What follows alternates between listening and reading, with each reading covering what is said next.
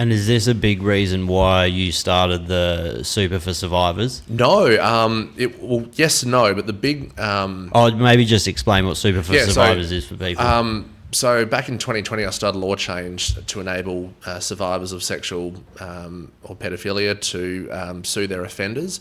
But they can sue their offenders already, but a lot of offenders have actually hid all their assets in super. So, which is wild, because I didn't realise that you could do that. Yeah. So you can just sell all of your assets and just dump it into your super and then it's untouchable. That's wild. There's ways you can claw it back, but what I've found of a lot of the offenders is what they do is if they face the criminal charges, they'll sell their house and they'll put $500,000 in their lawyer's trust account. They'll run it district, supreme, high court, keep appealing, no matter how blatantly obvious it is. And then when the survivors try to sue them, they just say, sold my house, I've got nothing. Yet they've been working a white collar job their whole life, and they've got millions in super, and they're just like, can't touch me. And with the poor conviction rate, there's got to be some form of deterrent. And like if you're a good driver, if you get a speeding fine, you don't care about the points, you care about the money. There's a reason why I'm not doing 100 k's an hour down South Road in the morning. It's because I don't want to pay a fine every day. And the financial deterrent is really to try and stop this from happening. It's unfair survivors walk away with nothing when they see their offenders get a slap on the wrist or a suspended sentence, because they might have 100 counts against them, and because they can't remember everyone, it might get downgraded to 1 or 2 counts, and there's a guilty plea, and they have all these character references that say they're a great bloke, which shouldn't count at all. I just thought there should be a way to deter this. Those stats are 1 in 3 girls and 1 in 5 boys. That's wild. If you think murder, or if you think 1 in 3 guys, so 1 in 5 boys was a drug dealer, you think how quickly would the government jump on that? It's so true. And the one thing that you see all the time is that whenever a biker gets arrested or a drug dealer gets arrested, the cops are showing off on the news their Harleys in the back of a truck and taken away and walking off with wads of cash. But all these offenders that are around, like, their assets aren't getting seized.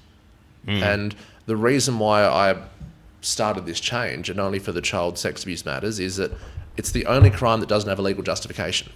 None. There is no legal argument you can use to abusing a child. Well, there's no It's not like drug dealing where there's a massive financial gain or anything. There's a lot of financial gain with a lot of people on the dark web selling. Like, I don't even know any normal person would even know how to get on the dark web. So that's fucking wild. But yeah, a lot of it is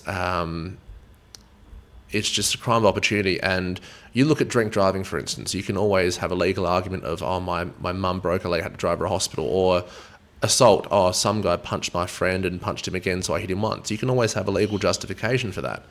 But you can't have a legal justification for a child, because a child cannot consent to any form of sexual abuse. Russell Manser, who...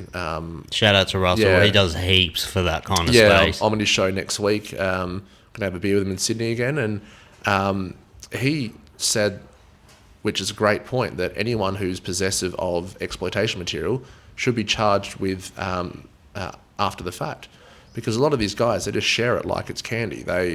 You never see a guy getting arrested with 1 or 2 photos. It's guys with like hundreds of thousands.